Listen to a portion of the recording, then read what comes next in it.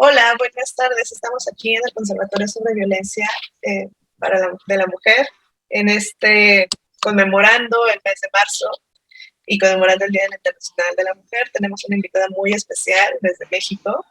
Por favor, Natalia. Hola, hola a todas. Eh, pues mi nombre es Natalia Cruz. Yo soy activista feminista desde hace ya varios años.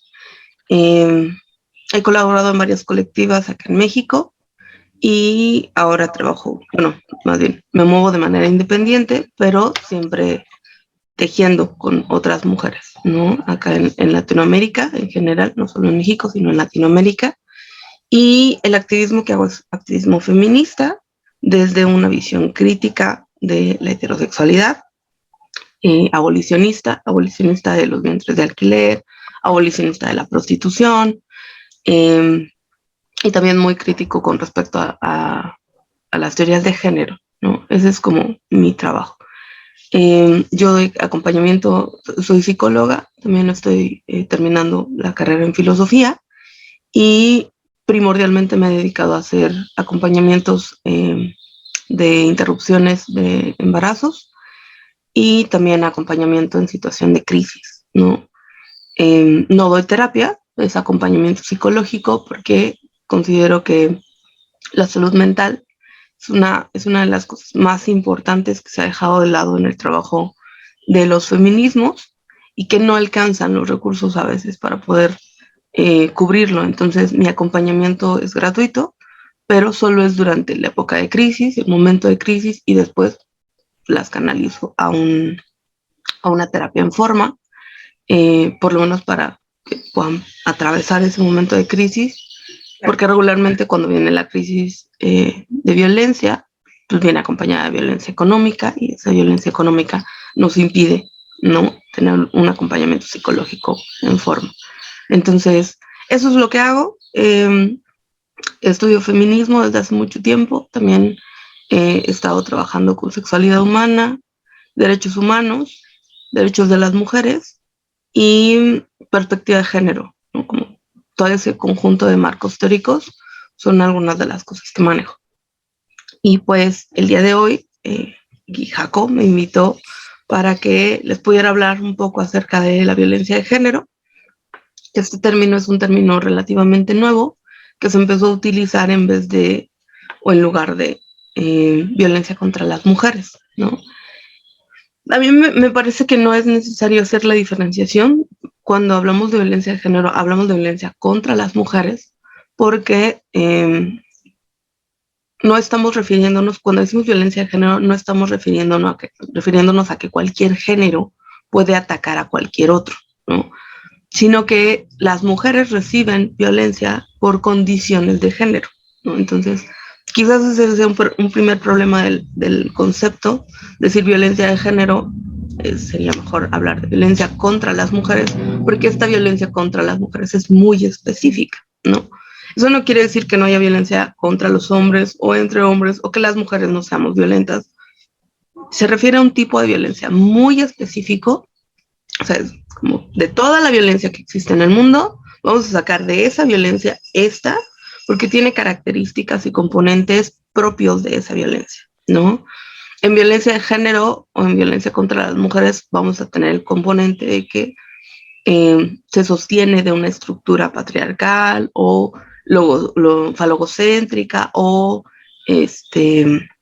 machista, ¿no? Hay muchas terminologías que son básicamente están hablando de lo mismo, solo de diferentes puntos de vista.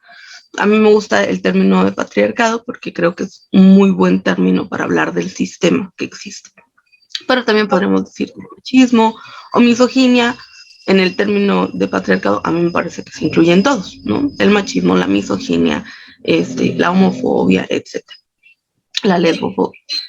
Nada más para que nuestras miembros que nos están escuchando el día de hoy estemos en el mismo canal, ¿nos podrías decir la definición de patriarcado? El patriarcado es una estructura sistemática.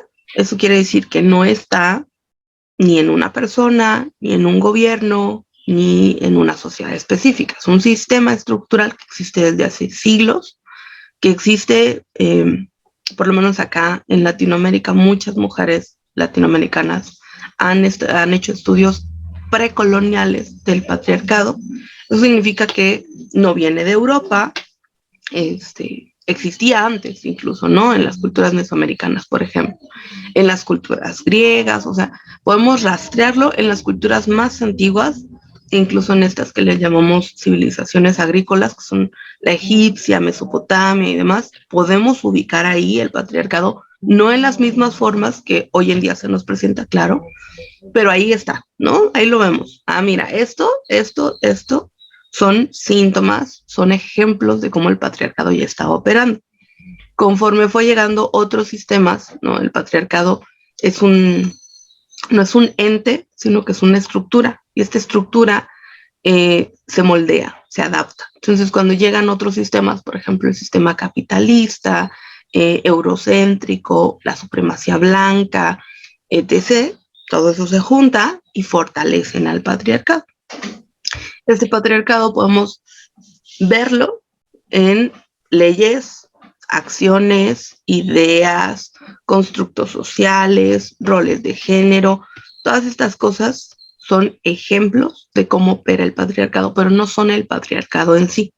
El patriarcado es una cosa un poco más abstracta, más grande y mucho más compleja de trabajar.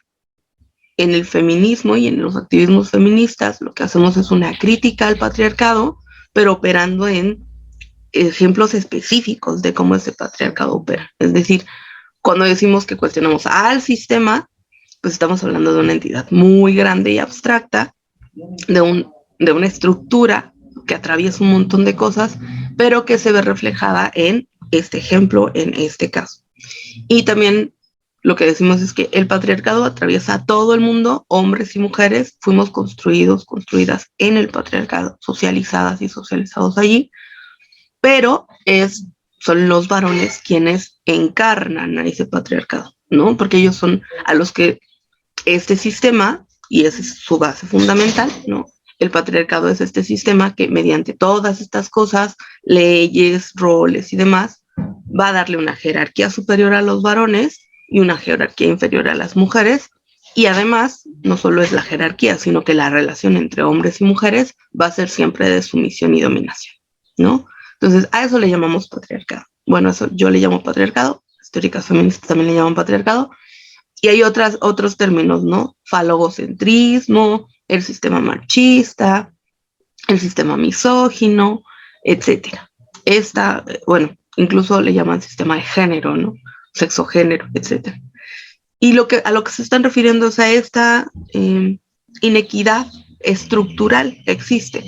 Es decir, si ponemos en una bolsa a todos los varones que existen en el mundo, todos y cada uno van a estar siempre por encima de todas las mujeres que existen en el mundo, todas y cada una.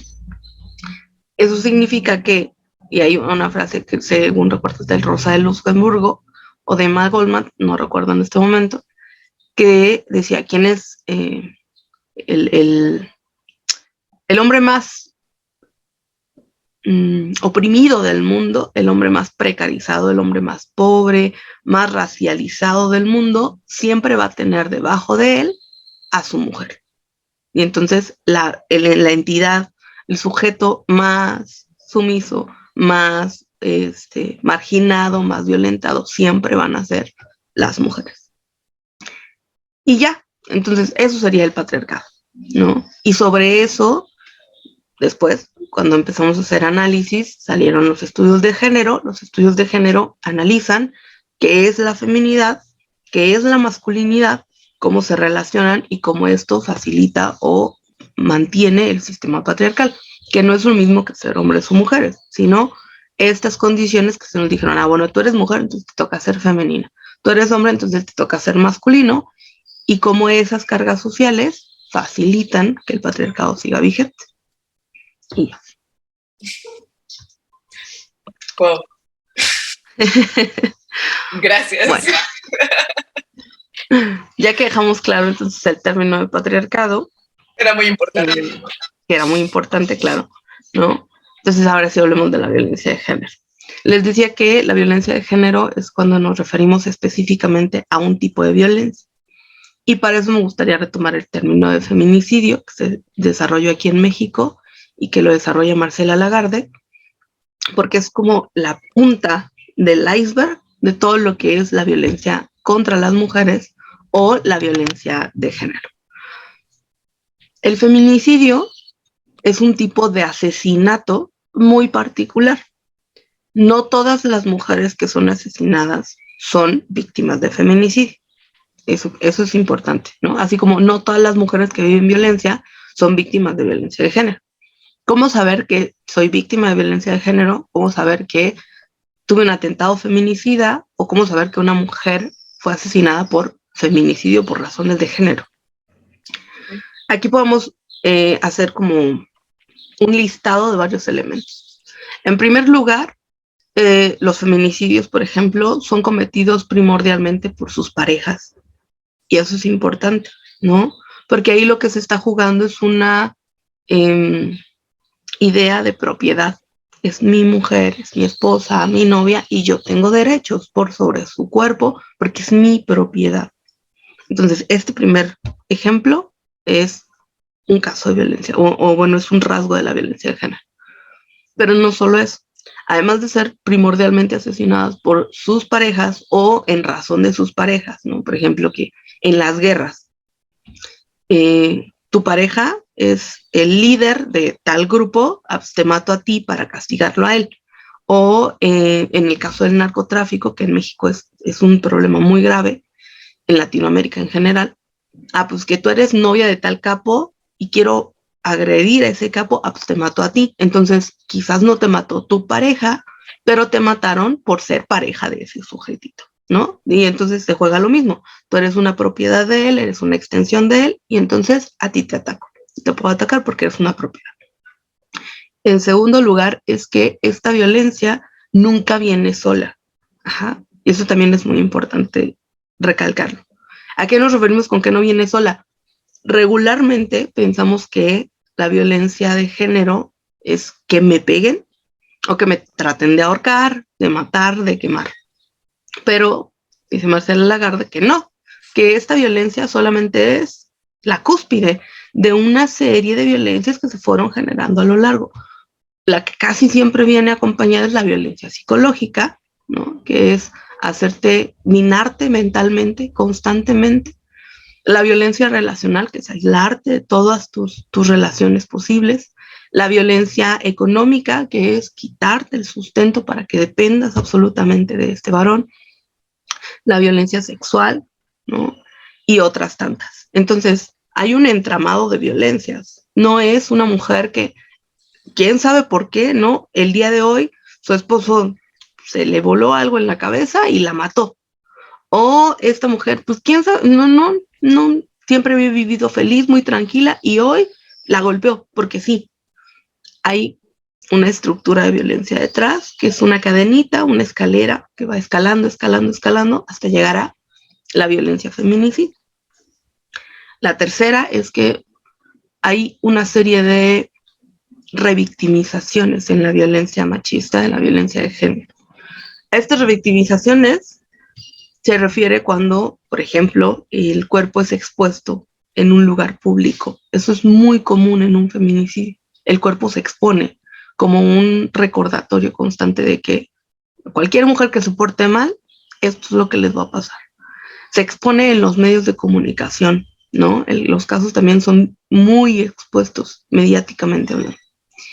Otro es cuando empiezan al ser expuestos, las personas empiezan a hacer una serie de juicios al respecto de, ¿pero qué hace ahí? ¿Y por qué estaba vestida así? ¿Pero qué hacía en la noche? ¿No? Ay, es que, ¿qué hacía del otro lado del mundo? ¿Y para qué se fue tan lejos de su familia? Y bueno, pero algo habrá hecho para provocarlo, ¿no? O sea, los hombres no matan porque sí. Todos estos cuestionamientos, esta exposición, es una forma de revictimizar y de decirle a esta mujer, incluso muerta, que fue su culpa, que la mataron, ¿no? Y que algo hizo mal, algo hizo mal. Siempre que hay violencia de género, vamos a tratar de buscar algo hizo mal esa mujer, ¿no? Y por último, ¿no? Otro elemento de esta violencia de género es que además podemos observar que hay violencia sexual. Violencia sexual en múltiples formas, ¿no? Antes de matarlas, las violaron, antes de matarlas, las desnudaron, antes de matarlas, las cercenaron, o ya con el cuerpo inerte, las violan, las desnudan, las mutilan, ¿no? Dañan sus partes genitales, sus senos. Entonces, que una mujer en, no sé, la calle, tú vayas caminando, ¿no? Y, no sé, se empiezan a pelear dos tipos, tú vas pasando y te sueltan un golpe, eso no es violencia de género, ¿no? Ahí sufriste un altercado, pero eso no es violencia de género, porque no te atacaron en cuestión o por razones de ser mujer. Que tú vayas por la calle y te griten, regrésate a tu país, ¿no? Eso no es violencia de género, es violencia racial. Entonces, hay una diferencia. Esta violencia de género tiene connotaciones muy específicas.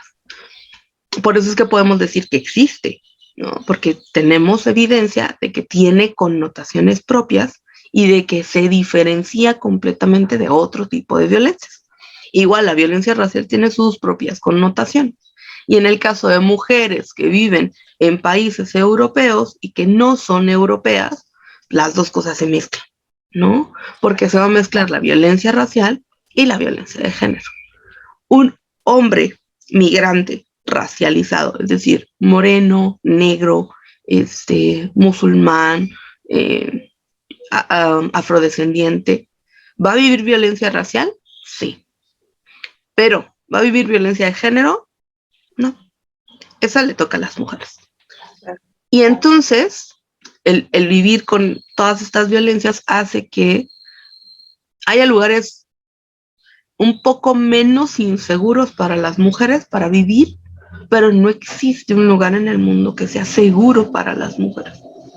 Y esto también es importante porque creemos, por ejemplo, de Europa, que cuando lo contrastamos con Latinoamérica, pues no, pues claro, es el cielo, ¿no? Acá todo está perfecto, acá las leyes sí funcionan, los policías sí te cuidan, acá si vas y denuncias si te hacen caso. Hay que tomar eso con pinzas, ¿no? Porque creernos que hay un lugar seguro para vivir como mujeres es creer que es voltearnos el cuento, es tergiversar la historia y creer que si estamos mal, y eso es quizás lo más importante que me gustaría decirles a los que nos escuchen, creer que si algo salió mal, que si yo estoy mal, que si estoy en Europa y no me la estoy pasando bien y no me siento segura, que si estoy viviendo en Estonia y con todos estos privilegios y súper ganando bien y demás, y aún así no estoy bien, es mi culpa. Y eso no es cierto, ¿no? Allá también existe la violencia de género, allá también existe el machismo, allá también existen los hombres violentos, en todos los lugares del mundo. Entonces, que en Europa se den estos casos no es ni para extrañarnos, ni para sorprendernos, porque cuando decimos que esta cuestión es estructural, nos referimos al mundo entero. Nadie se salva. Y lo peor es que, por ejemplo, acá en México, en Latinoamérica, como las cosas están mal, una se puede quejar a gusto y abiertamente de, a mí me pasa también. Pero como allá el reflejo sobre todo que nos introducen a las y los migrantes, ¿no? Porque la gente que es de allá puede quejarse. Pero tú que estabas en peores condiciones, ay, ¿cómo te vas a andar quejando, no? Pues si en tu país te iba peor, en tu país las matan cada tercer día, eso no significa que no me pueda, que no me esté pasando, que no pueda decirlo y sobre todo que no necesite ayuda, ¿no?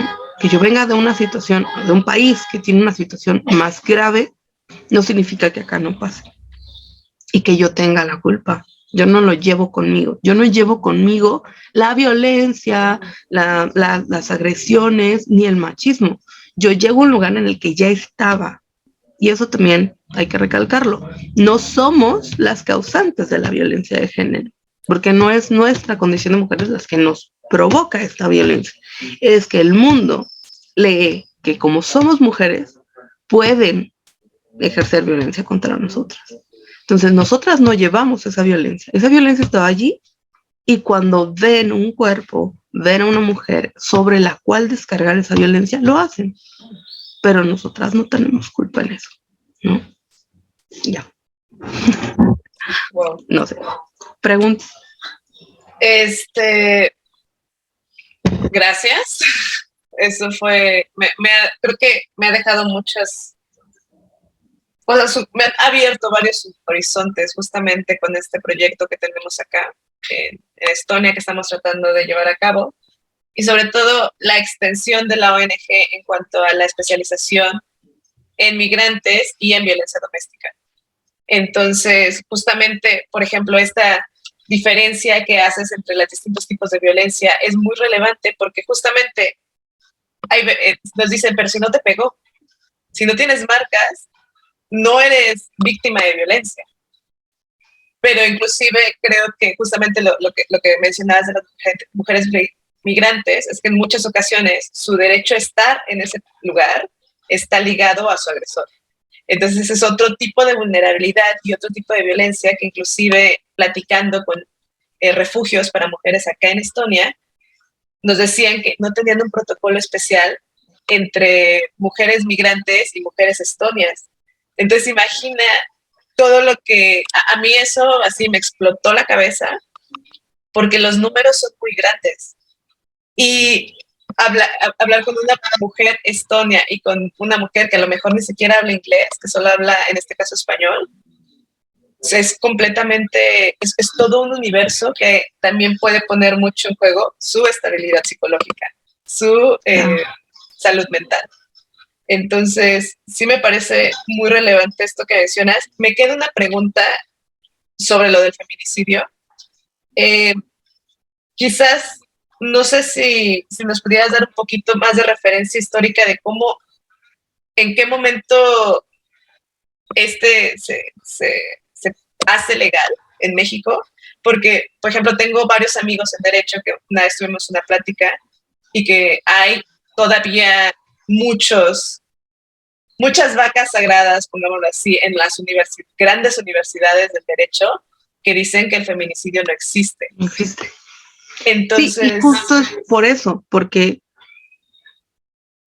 dicen que no es, que es un asesinato cualquiera. Lo que hace Marcela Lagarde cuando ella va a proponer esto cuando es diputada o senadora, no recuerdo exactamente, y lleva más o menos el término tipificado en la Constitución, en el Código Penal también, lleva alrededor de, yo creo que 20 años, es muy nuevo, 20, 25 años, ¿no? Y lo que ella hizo fue esto, empezar a jalar los casos de mujeres y decir, a ver, bueno, ¿qué pasa cuando matan a una mujer, no? Y entonces observo todos estos ejemplos que yo les ponía, ¿no? La violencia que te expone, que te revictimiza, darse cuenta de que hay una escalada, darse cuenta de que lo hacen sus parejas, sus padres, hermanos, ¿no? Y entonces junta todos estos casos y dice, a ver, estos de aquí tienen un patrón, ese patrón no está de a gratis, ese patrón está respondiendo a que aquí hay un fenómeno particular. A estas mujeres las están matando sistemáticamente por razones de ser mujeres. Entonces, a esto necesitamos llamarle de manera diferente, así como a los asesinos seriales y a los asesinos normales, ¿no? Ahí hay un patrón. No es lo mismo un asesino serial que un asesino no común, porque el asesinato común se comete por muchas razones, pero es un caso. En cambio, cuando tenemos un asesino o que mató a 2 personas, 3 personas, pero no podemos decir que es un asesino serial hasta que no encontremos ese patrón que siguen los asesinos seriales. Lo mismo pasa con el feminicidio. Tenemos un patrón y ese patrón se repite una y otra y otra y otra vez. Y entonces lo que hace Marcela Lagarde es decir, a ver, aquí hay un fenómeno que no corresponde a ningún otro fenómeno tipificado por ley y que además es estructural. Porque de nuevo, no es solo el varón que mata a una mujer, ¿no? Esta violencia, lo que Marcela hace cuando enuncia la violencia feminicida es visibilizar que es la punta del iceberg y que hay un montón de otras cosas debajo. Cuando hablamos de violencia en las relaciones de pareja, cuando hablamos de la violencia de género o que también se le ha denominado violencia doméstica, el peligro latente es el feminicidio, porque es escalable. La violencia de género es escalable. Vamos a poner un ejemplo muy particular, ¿no? Que a mí me gusta mucho este ejemplo porque cuando lo analizamos como, ok, no necesitan pegarme, ¿no? Una mujer cualquiera conoce a un tipo encantador, así fenomenal, la trata súper bien y se hacen pareja. Y a partir de que se hacen pareja, el novio quiere ir con ella a todos lados, porque la ama, la adora, no quiere dejarla ahí ni un día sola, ¿no? Entonces, ella va con unas amigas y el sujeto en cuestión llegaba, ¿no?, de sorpresa, invitaba a todas a comer, platicaba con todas, le caían súper bien. Siguiente día, van al cine, ¿no? Ella y sus amigas, y el tipo cae, ¿no? Y, fíjate, es que yo también quería ver esta película, pero yo las invito, no se preocupen. Le invita las palomitas, el refresco a todas sus amigas, les paga los boletos. Oye, es que con mis amigas queremos ir un viaje a Puerto Vallarta o a Estonia. Claro, vamos, ¿no? Y él se apunta al plan y vamos, yo pago, y todos estos eventos parecen detalles románticos preciosos. O sea, el tipo está desviviéndose por ella, ¿no? Pasar el tiempo y entonces él casualmente, siempre que quería salir con sus amigas o que tenía alguna reunioncilla, es que fíjate, hice reservaciones para este restaurante precioso que te quería llevar. Bueno, pero no te preocupes, si quieres cancela. No, pues vamos, ya tiene la reservación, las veo luego. Y se iba con el novio. No, pues es que, ¿sabes qué? Vamos a ir al baby shower de fulanita, ¿no? O al cumpleaños de esta mujer, que es mi amiga. Y él, es que fíjate, tengo planeado un fin de semana romántico, ya había pagado la cabaña. Bueno, pues vamos, ¿no? Le pido disculpas y ya, no voy contigo. Y paulatinamente, esta mujer no se había dado cuenta, pero paulatinamente, y sus amigas, sí, claro, la fue aislando de una manera súper romántica, amorosa, cuidada. Oye, ¿qué te parece que nos vamos a Estonia a vivir? ¿No? Oye, pero es que yo no hablo inglés, yo no hablo ruso, no hablo nada, ¿no? No te preocupes, pero es que yo estoy estudiando. Pues yo te consigo una beca y yo te pago y mira, allá vamos a vivir súper bien. Bueno, vámonos. Y ahora está sola, sí, completamente sola. Ni su familia está cerca, no tiene amigas, no habla el idioma. Es una mujer latina, morena. Y este hombre es encantador. Es que no hay nada que uno pudiera reclamarle, aparentemente, porque lo que está haciendo es cortar de tajo todas sus posibilidades de vida. Y entonces ya estando allá, esta mujer no puede trabajar, esta mujer no puede estudiar, no tiene una cuenta bancaria. El dinero que tiene depende pero por completo de él. Lo que quiera comer, lo que quiera vestirse, todo tiene que pasar por su aprobación, todo. Y entonces un día esta mujer entra en una crisis emocional brutal porque no sabe qué pasa. Tiene la vida perfecta, su marido la adora, se la llevó a vivir a Estonia, tiene todos los lujos del mundo, no tiene que trabajar, no tiene que hacer nada, la mantienen, ¿no? Este término es horrible porque nadie te mantiene, haces trabajo doméstico y trabajo sexual. Te mantiene, te cuida, te mima, sí, pero no hay un solo momento en el que puedas hacer algo sola, por ti misma, no hay decisión que puedas tomar por ti misma. ¿Quieres un par de zapatos? Tienes que pedirle a él, preguntarle a él. ¿Quieres ir a comprar esos zapatos? Te tiene que acompañar él. Porque además, ahora ya no es una cosa de, qué raro, ¿no? No me dejan ir al baño sola. Es que no puedo. ya no puedo, porque si voy sola, no tengo ni cómo hablar con las personas, no tengo cómo comunicarme. Y le he dicho, oye, ¿qué te parece que aprenda inglés, no? Por lo menos. Pero ¿para qué, mi amor? Yo no me molesta acompañarte a todos lados, no te preocupes, no tienes que, no pasa nada, ¿no? Además, como que no le vas a entender mucho. Es que tú eres un poquito lenta y empieza la violencia emocional. Claro. Ya tienen ahí. Esto es paulatino, por eso no nos damos cuenta, porque es una cosa finísima, ¿no? Y ya cuando estás completamente aislada y sin posibilidades de huida, entonces las cosas se empiezan a poner peor. Porque ahora sí te tiene, sabe perfectamente que eres su presa. Y entonces empieza a minarte emocionalmente, mentalmente. Estás loca, ¿por qué te pones así? Es que ya ves, siempre es lo mismo contigo. Es que, ¿qué más quieres? Yo te doy todo. Es que, ¿por qué no puedes ser feliz? ¿No? Tienes un problema, el problema eres tú. Algo está mal en tu cabeza. ¿Cómo no vas a poder ser feliz? En tu país, tus amigas les va súper mal, sus maridos las golpean. ¿Y tú? ¿Tú por qué estás llorando? ¿Por qué estás triste todo el tiempo? ¿No? ¿Por qué estás tan enojada? ¿Por qué te sientes tan frustrada si tienes la vida perfecta? Y un buen día llegan los golpes. Un buen día tú no quieres tener relaciones sexuales y él te dice que es tu obligación. Un buen día tú no estás de humor, te despiertas en la madrugada y está penetrándote. Porque eres suya, porque ya eres suya. Y esa violencia va a seguir escalando, escalando, escalando, escalando.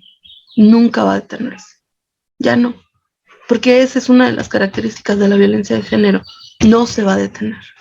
Nos gusta pensar que sí. Queremos creer que sí. Porque ninguna mujer quiere reconocer que se enamoró de un violador, de un asesino, de un golpeador, de un tipo violento, psicópata. Pero es que no fue nuestra culpa. Ese psicópata, ese golpeador, ese tipo manipulador y horrible, no es del que nos enamoramos. Nos enamoramos de la cara que nos presentó al principio y por ese amor seguimos ahí y él lo sabe, ellos lo saben, ese es el gancho.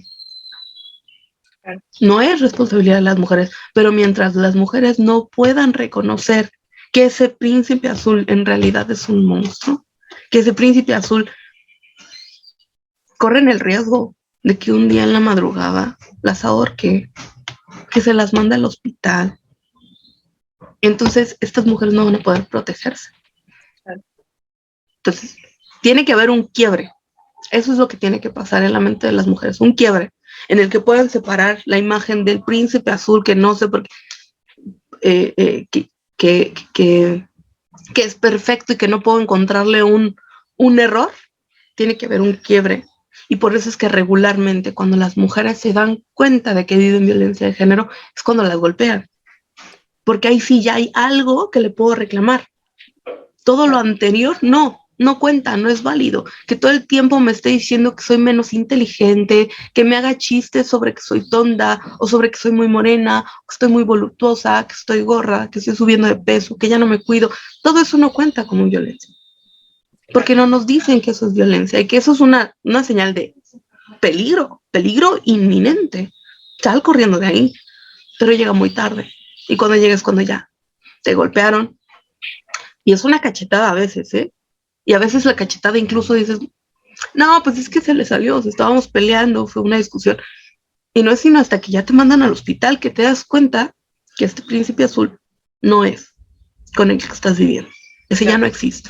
Este tipo es tu posible asesino. Por eso es que llegan tan tarde a la ayuda, por eso es que hay tantos casos, porque en el momento de la escalada todo el mundo te va a decir, no es cierto, eso no es violencia. No, pero ¿de qué te quejas? Si estás muy bien. Ay, a ti no te pegan. Ay, a ti no te viola tu marido. Bueno, si no querías, pero es tu marido, tiene derecho también. Tú no quieres que se vaya con otras, pues todas esas justificaciones tienen también una relación directa con la violencia machista y hacen que las mujeres vivamos encerradas. en una relación o en relaciones que nos están minando de poquito en poquito en poquito. Pensar que la violencia patriarcal es un guante de box que llega y te suelta un fregadazo es el peor error que hemos cometido a la hora de traducir cómo funciona la violencia machista. La violencia machista funciona como el gusano de... Hay un cuento de Horacio de Quiroga, ojalá se los puedas compartir, que es el almohadón de plumas, ¿no? Me encanta. En el almohadón de plumas, pues hay un bichito parasitario que está chupando la sangre. Eso es la violencia patriarcal, eso es la violencia machista. Es una garrapatita. Tú puedes hacer tu vida, tú puedes caminar, andar, todo, pero te está chupando poquito, a poquito, a poquito. Y un día te despiertas y dices, ¿por qué me siento tan mal? ¿Por qué estoy tan cansada? ¿Por qué estoy tan agobiada, tan desesperada? Porque siento que todo está mal y no lo ves, porque es una garrapatita. Pero esa garrapatita lleva ahí meses, años, décadas. Y te va a matar.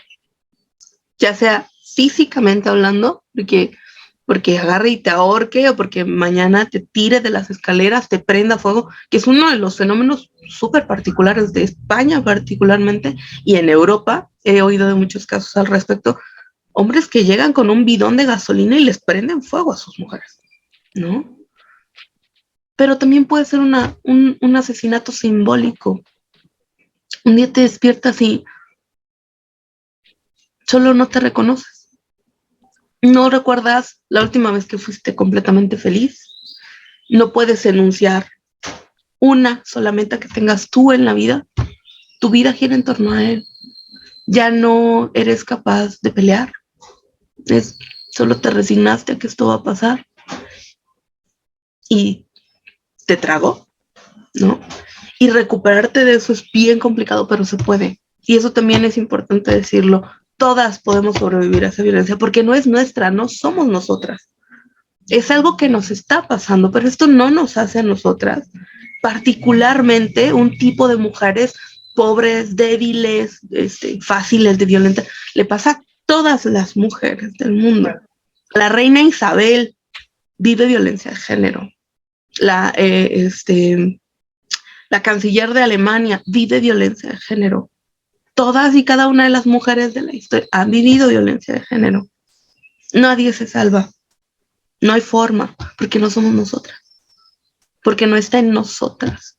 Y entonces, como no está en nosotras, cuando termina, cuando salimos corriendo de ahí, podemos recuperarnos. Claro. Podemos recuperar lo que fuimos, lo que hicimos, bla, bla, bla. Y si no sales la primera vez, y si regresas, tampoco eres tú. Es una cosa bien complicada, porque las mujeres se sienten sumamente culpables de, es que ya lo denuncié, ya me salí y ya regresé. Y le di una segunda oportunidad. Pero sabemos por qué le diste esa segunda oportunidad, porque quieres creer que no es cierto, que no te tocó a ti. Porque, ¿qué va a pasar con tus hijos? No les quieres quitar a su papá, porque ¿qué va a pasar con tu visa? No quieres complicarte la existencia, porque ¿de qué vas a trabajar? ¿De qué vas a comer? Estas segundas oportunidades, terceras, cuartas, quintas, no es que las mujeres quieran ser violentadas. Las mujeres regresan a las relaciones violentas una y otra vez con la misma esperanza de que esto se acabe, pero no se acaba. Y sin embargo, lo más trágico de todo esto es que cada una de las mujeres víctimas de violencia, cada una de nosotras va a vivir su propio proceso. Y va a llegar hasta cierto punto, quizás no llegue. Esto es como las adicciones, ¿no? Tienes que tocar fondo. Y el fondo de cada una es bien diferente, ¿no? Hay mujeres que la primera cachetada, vámonos, y no quiero volver a verte. Hay mujeres que la primera vez que les dicen, te vas a poner esa falda tan cortita, lárgate de aquí. No quiero volver a saber de ti. Pero hay mujeres que ya fueron al hospital 2, 3 veces y todavía no llegan a su fondo. Y eso depende de cada uno. Por eso es tan importante el apoyo emocional, el apoyo psicológico, porque ese es el único que sí puede actuar en el proceso. El apoyo legal, tiene que haber un quiebre. Tú tienes que querer denunciarlo y no volverlo a ver y separarte por completo de ese sujeto y nunca más en la vida volver a tener una relación con él para que proceda legalmente. El apoyo de las organizaciones, bla, bla, bla, te van a decir, tienes que dejarlo. Pero el apoyo emocional, el apoyo psicológico te va a decir, yo te acompaño.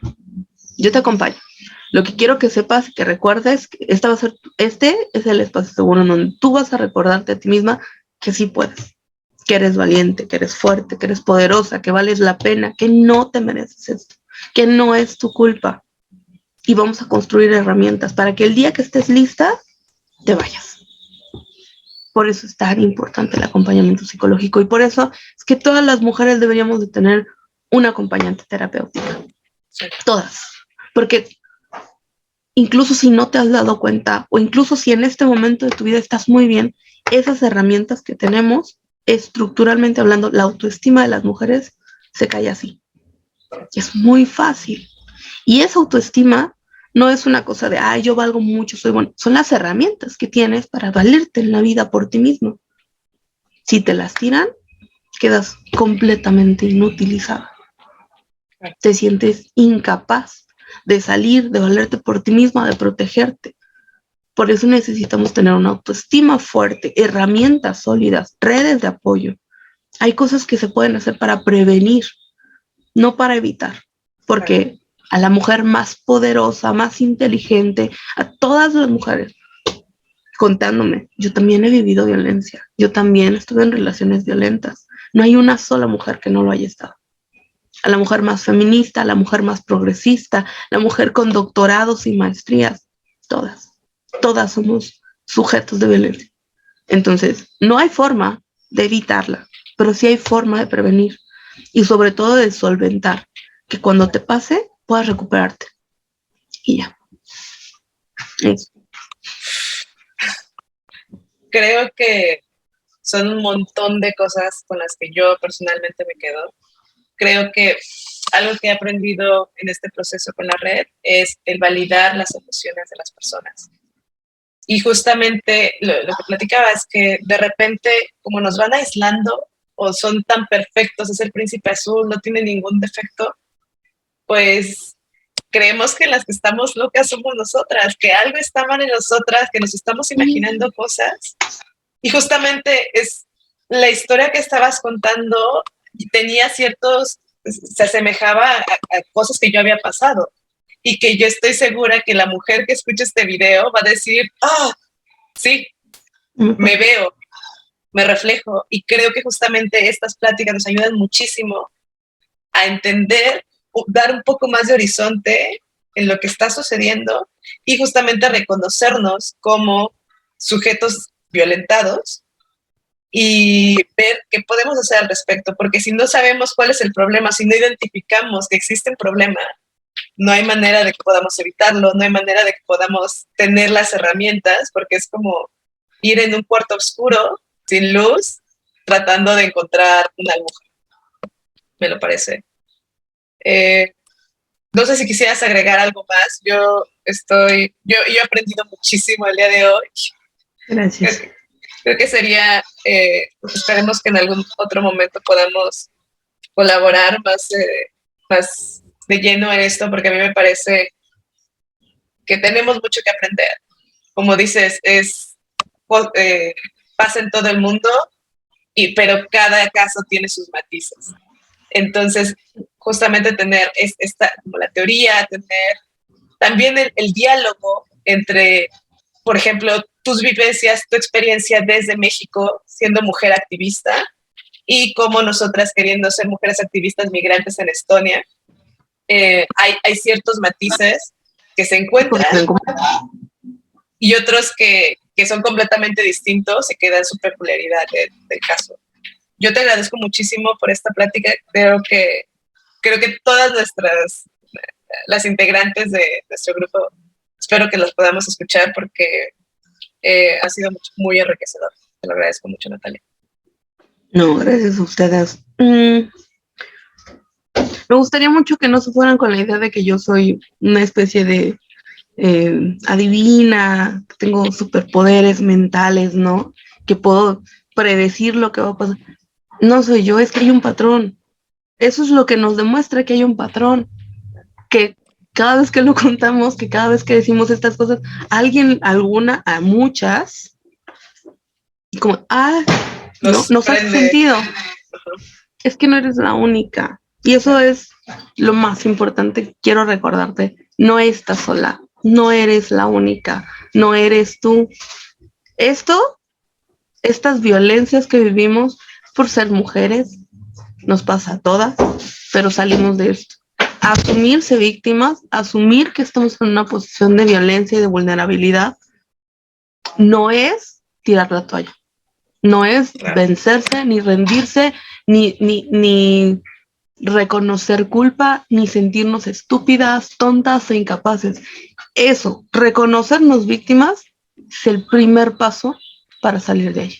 Totalmente. Y es indispensable, ¿no? Y también pues que entre nosotras, justamente estas redes yo lo veo como las redes de salva, que en el momento en que nada hace sentido, sabes que si te dejas caer, alguien estará ahí para sostenerte. Creo que eso es lo que nos mantiene en esto y creo que lo haremos grande. Muchísimas gracias, Natalia. Estuvo increíble. Gracias a ti y ojalá que si tienen dudas o algo por el estilo, yo con mucho gusto me ofrezco a responderlas y que ojalá les sea muy útil este poquito de tiempo que les puede compartir. Y pues nada, mucho éxito con la red. A todas un enorme abrazo y un enorme beso. Y pues acá seguimos, ¿no? Perfecto, muchísimas gracias. Chao.